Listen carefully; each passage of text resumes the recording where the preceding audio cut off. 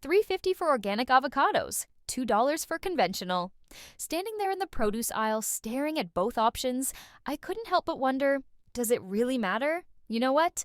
Sometimes it doesn't. And that's what we need to talk about today. I'm Sarah Mitchell, and this is Food for Thought. Pull up a chair or maybe grab a cart, because we're about to save you some serious money on your organic shopping. You heard me right. Today, we're talking about when not to buy organic. Because here's the thing, nature, she's pretty clever.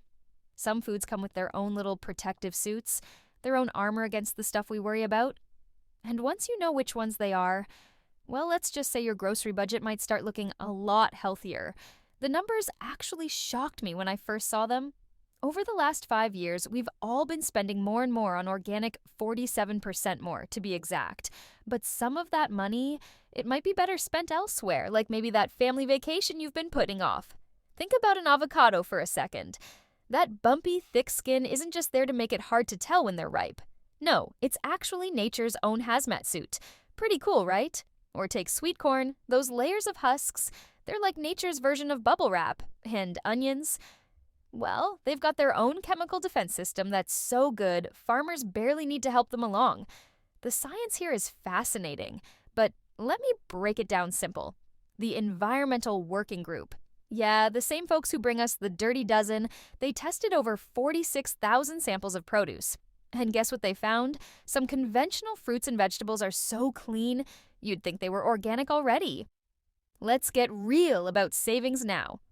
I know what you're thinking. Sarah, just tell me what I can buy conventional already. I hear you. But first, let me paint you a picture. Last month, I started buying conventional pineapples instead of organic. Saved about $4 each time. By the end of the month, that's a nice dinner out. Or, an extra contribution to the kids' college fund. Small changes, big impact. Here's my real-world advice. Parent to parent. Start small. Maybe it's just avocados this week. Or sweet corn next month when it's in season. The key isn't to overhaul your entire shopping list overnight. It's about making smart switches where they make sense for your family. And speaking of making sense, I've got this really interesting data about seasonal shopping patterns that I think you'll want to hear about next week. But for now, let's focus on getting you started. Your next shopping trip, try this. Next time you're at the store, pick just one thing to experiment with. Maybe those conventional avocados that are half the price of organic. Take that money you save and, well, maybe treat yourself to something nice. Or put it toward organic berries, which, as we talked about last week, really do need to be organic. You know what the best part is? This isn't about compromising. It's about being smart. About understanding that sometimes nature's already got our backs.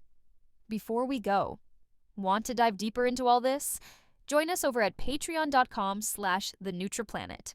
We've got some pretty amazing conversations happening there, plus access to all our premium shows, from NutraPlanet Explains to my personal favorite, Once Upon a Plate, where we dig into the stories behind our food. Next week? Oh, you're going to want to tune in? We're talking seasonal shopping secrets, including the one trick that made me completely rethink how I store organic berries. Trust me, it's a game changer. I'm Sarah Mitchell, and this has been Food for Thought. Keep it real in that produce aisle, friends.